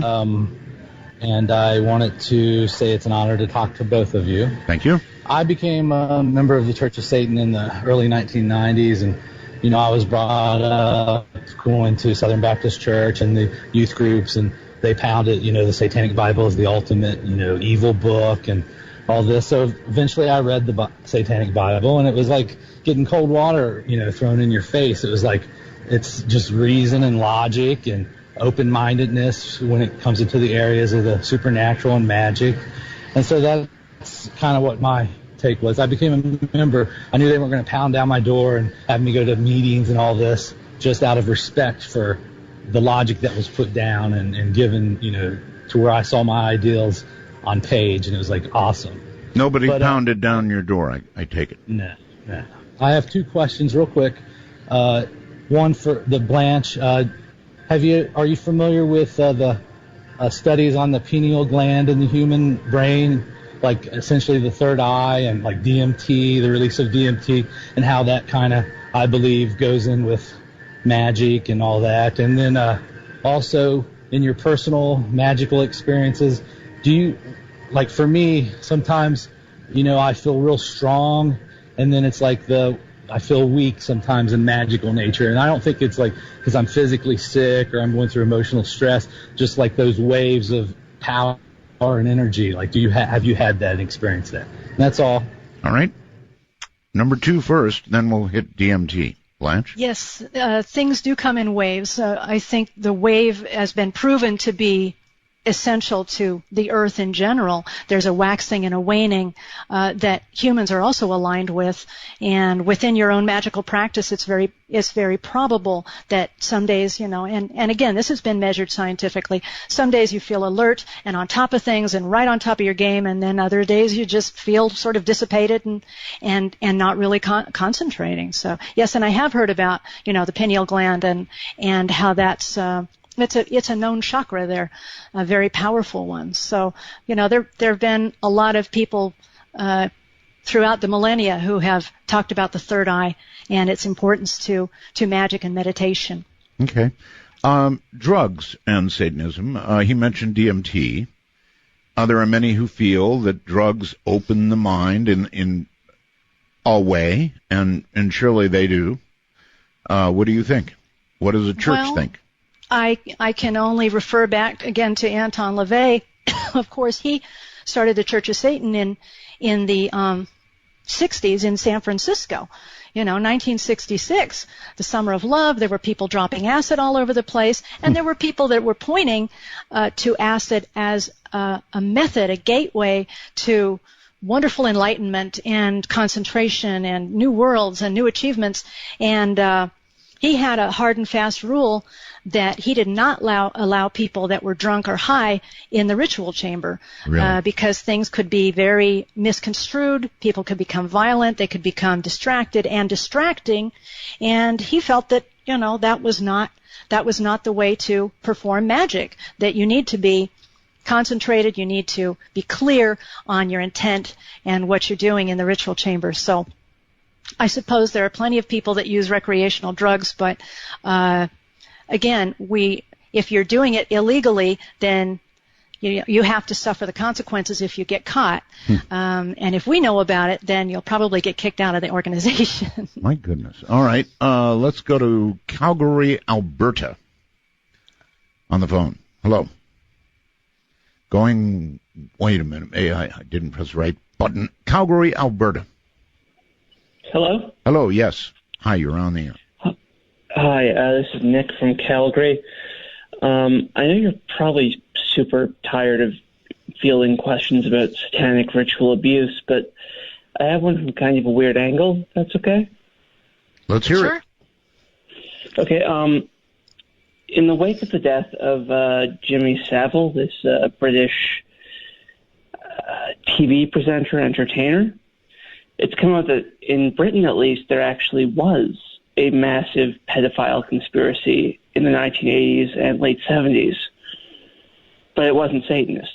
Well, God, heaven knows there's pedophiles all over the world, sir. But yeah, but it's conservatives, and at this point, the investigation has gone so far as to implicate former prime ministers. And your point is? Well, my point is, my question is, how do you respond to, the moral hypocrisy? Because, again, these are the same people who wanted to ban gay people from teaching, who wanted to exclude non-Christian religions, from public venues. And at the same time, it's now coming out that this alleged bizarre... Yes. Well, there's hypocrisy all over the world. I mean, my goodness. I just wondered if there's any comment on, the fact that, again, these are, the squarest of the squares. These are... there's no end to the height of hypocrisy. I don't know how else to put it. Well, when he started talking about a massive pedophile ring, I thought he was talking about the events in the Catholic Church, and I'm not kidding, because they were moved around and protected, and that was a terrible breach of trust. That's undeniable, absolutely undeniable. I don't know how the church ultimately is going to deal with it, but right. But I don't. I mean, I won't give it a cheap shot. I mean, it was terrible. It was an awful thing, but I don't then equate, all of Christianity with pedophiles. These were individuals that unfortunately were protected by a structure that didn't want the embarrassment, and a lot of children suffered abominably because they wanted to protect their structure. But they've had to look at that now, and they've had to own up to it and act appropriately. As for the conservatives, a pedophile ring, I would have to know the specifics. I know they would have to. I don't think that it's associated with Satanism, is it? No. That isn't what he was saying. And I was saying there's no end. He was talking about conservatives, and then some of them being outed as pedophiles, and there is no end to that kind of hypocrisy. Right. Let's go to Skype. And of course we're against hypocrisy. That's one of the reasons that the Church of Satan was founded, because of that hypocrisy. Helix Angel, is that right on Skype? Yes, actually, my name is Paula. I'm from Richards, California. Okay, well, that's what's on your Skype. That's all I can do is call you by what's on Skype. Okay, thank you. I have a question. Thank you for your enlightening discussion tonight. Sure. I'm actually interested in that, and that I do have a question, though. Why do you consider, I have a number of friends that are Wiccans, and why do you consider them to not practice magic properly? Well, if they're practicing magic and they're and it's working for them, my only beef with Wiccans, well, two beefs really, is one, they worship a horned god, and if you're worshiping a horned god, I don't see why you don't just call it Satan. You know, I mean, you can call it Pan, you can call it Lucifer because it's more comfortable for you, but just grow a pair and call it Satan. You know. I'm just asking this because I was talking to one of them at the moment, and it was like, just say that. But yeah, thank you.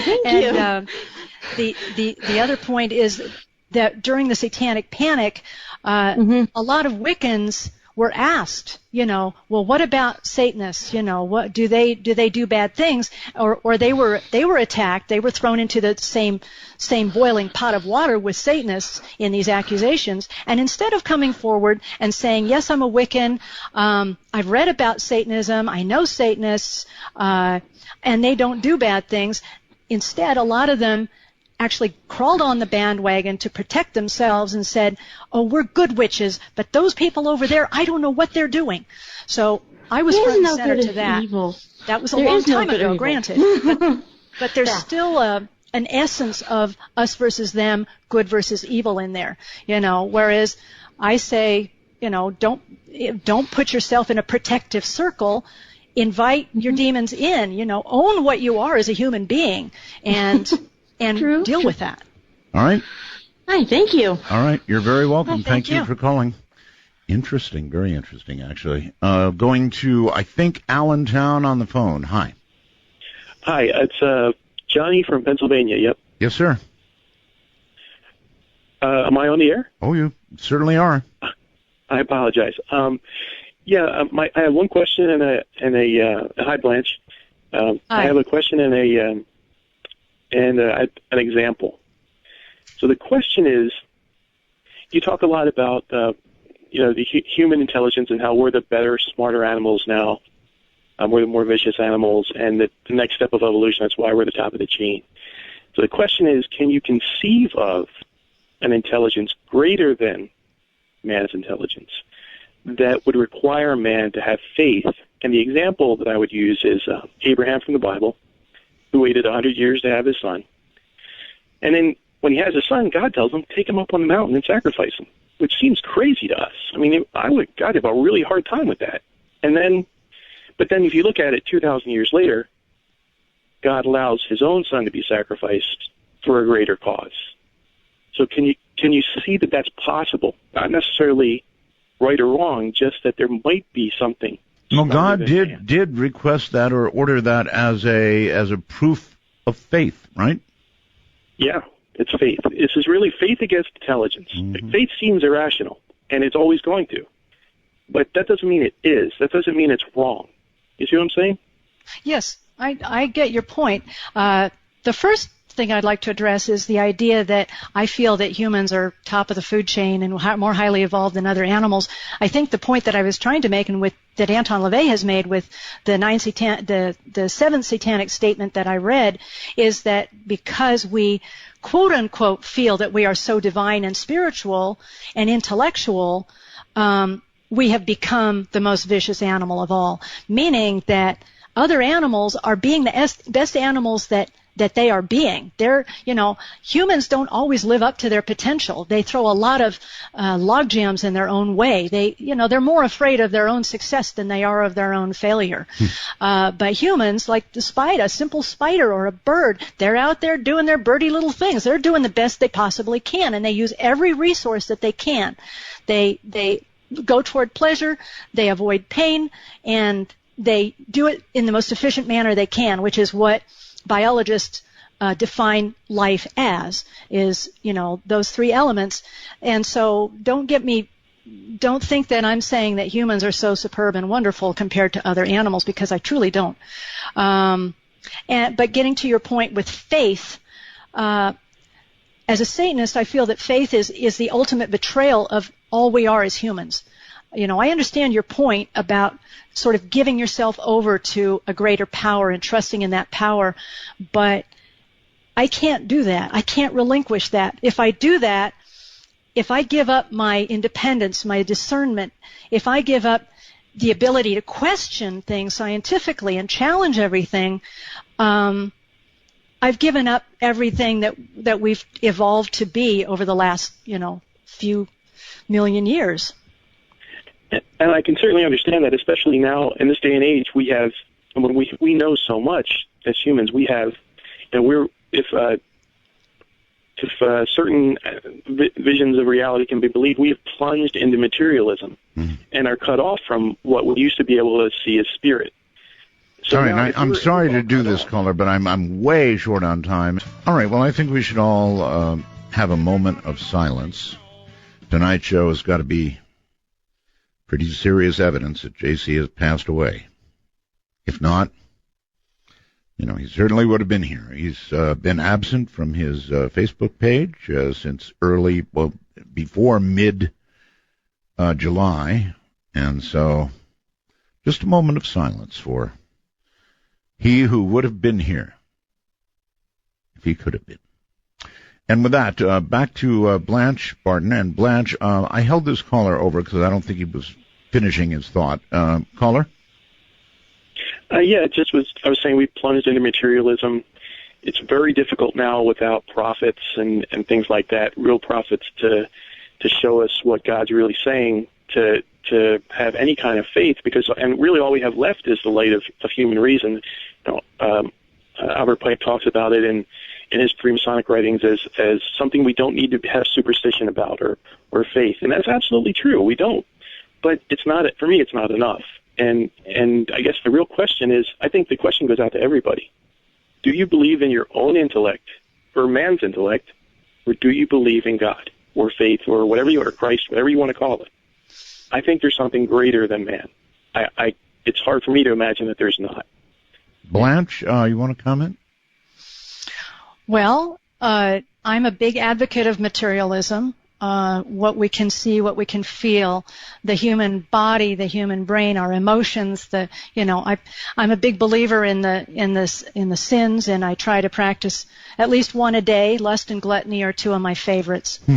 But not to be flippant. I understand. He seems like a very sincere man, Johnny, and I feel that there is a lot of materialism going on in the world as well, and we're sacrificing happiness in a certain way because of it. And recently I was at a conclave, a gathering in Washington, D.C. of Satanists at the end of April, and I gave a little talk. And one of the things, it was a wonderful gathering with terrific people there from many different professions, and it was great to be in a room full of people that you don't have to explain your basic thoughts to, who are all attuned with what we were thinking.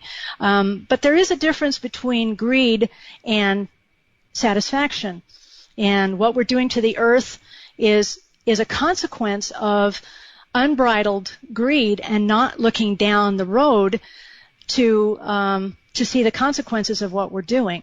And that is a real problem. But again, that doesn't come from somebody, Satan or some demons or some God whispering in my ear. That comes from looking around and seeing what's happening to our planet and crying about it. And wanting to do something about it. So.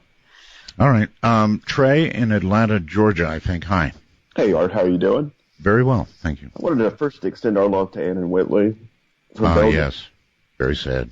And Blanche, it's an honor to speak with you. Thank you. I was curious. I had just watched Devil's Reign that Anton had been in. Yes. And I was wondering Classic. if you could tell us about his experiences with Ken Anger and Hollywood. Yes, he had a wonderful relationship with Kenneth Anger. Kenneth Anger was again in the 60s San Francisco scene very much, and he's an innovative filmmaker. He used techniques that were sort of, I guess, in the psychedelic realm, but they're very effective films, and I know he has a lot of fans to this day. He influenced a lot of small films, and they were very good friends. I think he's sort of drifted away since Dr. LaVey has passed. He's gone in other directions. But yes, they were very good friends for a long time. The Devil's Rain was a wonderful set to work on. Dr. LaVey said he had a wonderful time. William Shatner, John Travolta. The director was a great director. They were in Mexico filming, and he did lots of interviews with people who were interested in his philosophy. And yes, Ida Lupino was also on that cast. Wow. And yeah, he made some good friends, and they had a whopping good time. I would also point out we had just coincidentally watched Paradise Lost, the childhood murders at Robin Hood Hills tonight. And for all the satanic panic people that still don't get how bad this paranoia was, watch that movie and realize what this madness caused and how it's ruined lives. A lot of pain, and one element of it also that I didn't bring up is the separation. I mean, it's hard enough for teenage kids to talk to their parents and parents to talk to their kids, but when you've got this film between you of people from your church or people in authority telling you to look for your children, see if they're wearing black clothes, or if they're playing Dungeons and Dragons, or if they have stained glass, or if they're spending too much time alone, they may be dabbling in Satanism, and this may be leading them to criminal activities.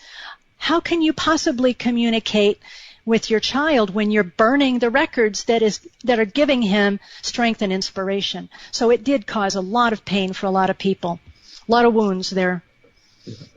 Well, thank you both. It's been an honor. Yeah, Right. Thank you, Trey. Thank you very much. Very, very interesting. A lot of actually very interesting callers tonight. And Alana from well, it doesn't say where she's from, actually, through the wormhole, asks, please ask Blanche if there are any satanic holidays, and what do they celebrate and how? That's a great question, actually. I should have brought that up myself. True to our egotistic philosophy, our favorite holiday of the year is, of course, my own birthday. That's what I celebrate, and all my friends celebrate it and tell me how wonderful I am and and give me lots of support. After that, we have Walpurgisnacht, which is a traditional magical night. A lot of important things have happened on Walpurgisnacht, including the founding of the Church of Satan in 1966. And then after that, we like to celebrate depending on, what your particular likes and dislikes are, but most of us acknowledge at least the equinoxes and the solstices, and other dates that are particularly important to us, whatever our context is. On this most important holiday for you, do you go out and buy yourself something really cool and expensive? Absolutely, yes. All right. And usually very tasty. Yeah. John, you're on with Blanche. Hi. Skype. Hello, Art, and hello, Blanche. How are you guys doing? Fine. Good. Great.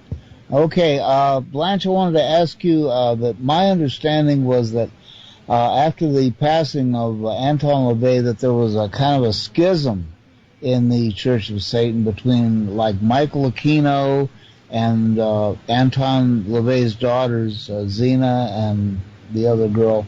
And I was wondering if you could give me some information on that, and maybe tell me if you yourself were involved, or if you knew anything about how the whole thing played out. Okay. Was there a schism? No, there wasn't any schism. That's sort of one of those ideas, I guess, like Anton LaVey's deathbed confession or something. But it was really rather uneventful. I'd been acting in the capacity of high priestess. I took over as high priestess. I continued the philosophy until I passed the reins to Peter Gilmore, who is our present high priest and doing a wonderful job of that. He has published a wonderful collection of essays called the Satanic Scriptures, and I would, for further information about Satanism, I would definitely point people in that direction. And Peggy Nadramia is our high priestess.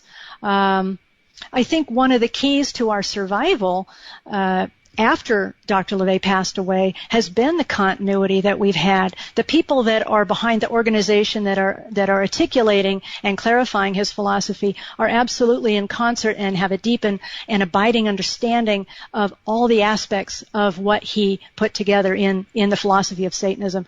You know, as I say, both the rational and the poetic sides, and the carny sides, and the robust black capes and black candles side. Okay. Going to the phones, you're on the air with Blanche. Hi. Hi, Art. Hi, Blanche. My name is Dean, and I'm been in San Francisco my whole life, and I lived out in the Avenue, so I knew about the house out there, the black house out on California Street. Blanche, the last caller kind of touched on what I was going to talk about. The 60s, from what I see, you're a little bit younger than me, and in the 60s I was about 19 or 20 in the late 60s, and there were so many charismatic people like Anton. There's no doubt that he had a big ego. There's no doubt that he drew a lot of people around him. I picked up hitchhiking a couple of Satanists up on Mount Tam one time whose car had broken down. So I guess my question is, I know Carla. Not super well, but I dated her back when we were both 19, and I beg to differ. I heard that there was quite of a schism.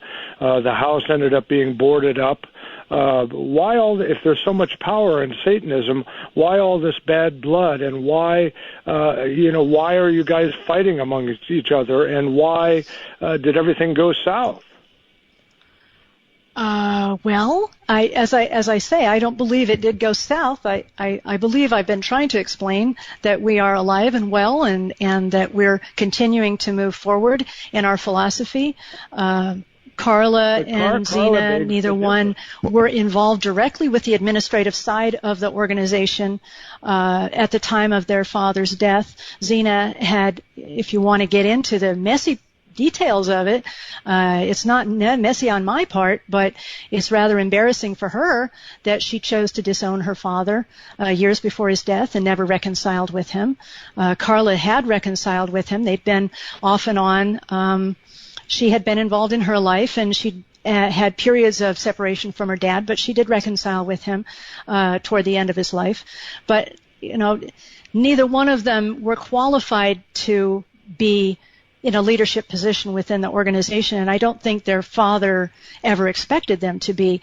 Carla had done some spokesperson roles in the early days, and she was comfortable with that, I suppose, but there wasn't, we're all cohesive, and we're moving forward with articulating what Satanism is and can be. Well, I understand that she puts on this, what she calls Black Christmas every year, and I'm not clear. Maybe you could clear that up. I thought that Anton and Carla and Zena were all Jewish faith before this all started, and before he went in Life magazine and posed and got tight with Hollywood, Is that true?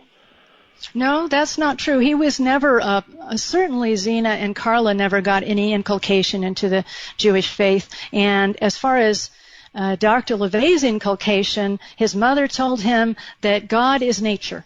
That's all it is. And she didn't go any further than that. I think ethnically, he had ethnic background as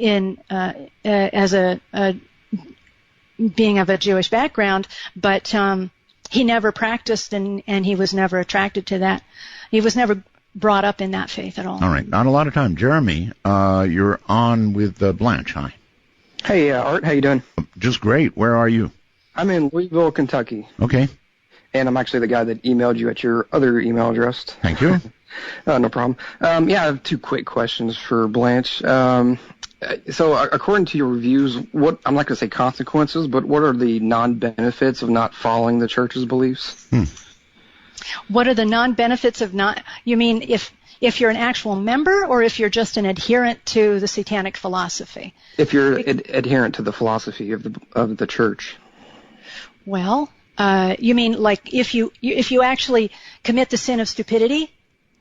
What I'm saying is, if you don't follow the belief system that the church promotes, what are the non-benefits of that? Well, you don't get things the way you want them, and your life doesn't work very well. That's the consequences. This is a philosophy that advocates lesser magic and greater magic to move you forward in your life and find satisfaction and have a great party. It's your party, and it's the only one you get, as far as we know. So if you're not having a good time and you're not being successful, then you're the one that's responsible for that. Well, you did allude to the possibility of reincarnation. That's my own personal belief. That's not right. Church of Satan policy. Okay. That's my own speculation and romantic ideas. Okay. And the other question is, it seems like you guys are kind of borrowing the number 666 from Babylonian astrology. Is that true? I don't think 666 ever came up in this conversation. It's not particularly interesting to me, other than that it interests other people. Mm-hmm. Okay, because I'm reading on your website, so what you're saying tonight is quite different from what I'm reading on your all's website. You're reading the Church of Satan website. Correct. Yes, it's like you're trying to promote a materialistic intellectualism, but from what I'm reading on the website, it's quite a different story. So I'm trying to find out little bits and pieces of what your thought was in terms of that specific number according to the church. All right, that's that may be good the wrong question. Website. You better Yeah, check again. that's what I was going to ask. Does your official website, what is it, please, again, Blanche? churchofsatan.com. That's where I'm at, yeah. And you're seeing things about embracing the 666 over there? Yeah, it says the 666 is considered a shorthand signal heralding diabolism. Yeah. Does that make sense, Blanche? Well, we do use the sign of the horns. Anton LaVey is giving the sign of the horns on the back of the Satanic Bible. And that, of course, has been adopted by a lot of rockers. But the 666 really doesn't have a big reference point for me or most Satanists, except for the amusement that other people seem to really give it a lot of potency. They do. You guys are based out of New York, right? The administration office? Yes. Okay, because your P.O. box is even 666. Oh, yes, that's true. No. Yes, that's fun. Yes, that's what I was asking. I mean, there's a few references to that number, so. Yeah, it sounds like they're more having fun with it than anything. Yeah, exactly. Yes, I see your point. Yes, we do have a 666 box, and I have a 666 box for my newsletter as well. And it was available, and why not take it? Just because other people seem to think it's so important. It's kind of a wink, just a wink. Towards the Book of Daniel is what it's a link towards. Babylonian astrology. It's a wink. If you wanted to link to that, sir, then it links to that. I guess people, make up their own links. I don't know. Indio, California, on the phone. You're on with Blanche. Hello. Hello, Art. Thank you very much. Sure. Listen, everything that I'm hearing from her is pretty much the opposite of what I experienced. In the late 60s, Anton was on a daytime talk show, and they said, we're having a witches meeting tonight, and blah, blah, blah. And so my girlfriend calls me, and she goes, let's go. So we went. Mm-hmm. And we walked up to this house in San Francisco, walked up the stairs, and this lady answered the door in black. I mean, it was dark. It was spooky. It was, and here's a stuffed leopard by the door, not a panther. And no, it was a leopard. I think you're right. Pardon me? She knows. She said leopard. Oh, it was. Okay. So we went into this meeting. It was a witches meeting. Mm-hmm. And I have never experienced anything like that. I felt Anton was very captivating. I mean, I can see why people were drawn to him. He was just magnetic. Sat in this big chair like the king, and with this, I remember this brass thing above his head on the wall, I guess, or something, and big fireplace, but the witch, it was a witches meeting, and then they got into how the witches were talking about how they had put spells on somebody, and such happened to them, and it was like he was going, oh, good, when I left there, I felt like I'd been to the Addams Family house. It was. It must have made quite an impression on you if you remember it this many years later. Oh my God, I'll never forget it. I mean, it was. Well, I think he accomplished his goal then. Yeah, apparently. All right, well, listen, thank you very much. That was interesting. She did obviously remember it very clearly. Somewhere in California. Hello, you're on the air. Not a lot of time. Yeah, I'm calling from Hawaii. Hawaii? And actually, yeah. And, Art, I'm so glad you're back. You make my night so good. Thank you.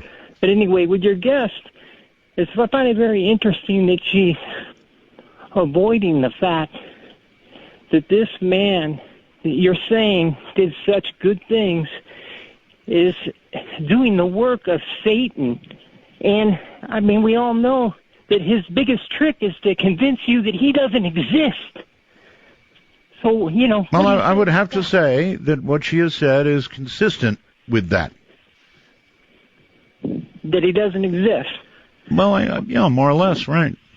If you listen to the interview, she basically said that.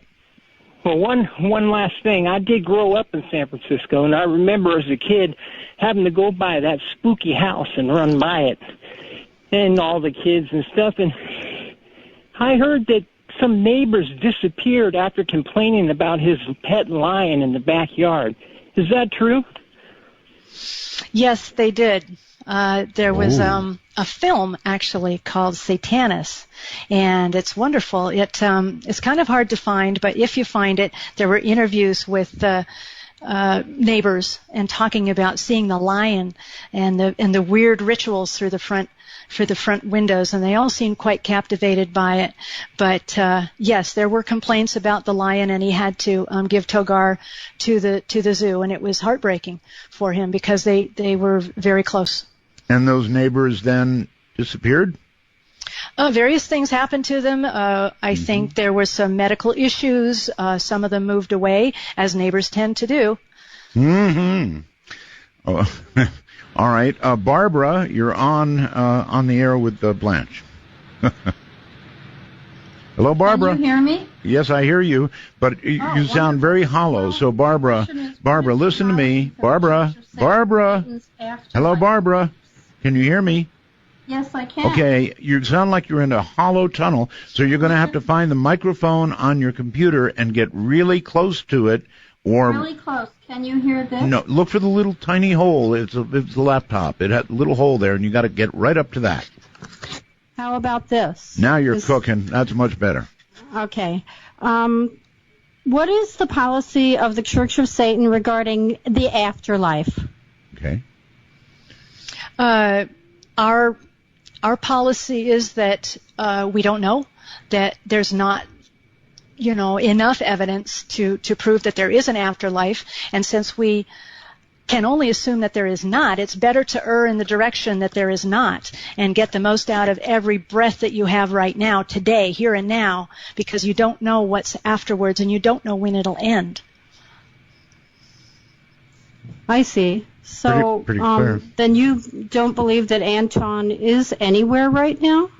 You don't I believe that he's on? represented in a lot of people who respect his philosophy, and that if we have any hope of immortality, perhaps that's all we get.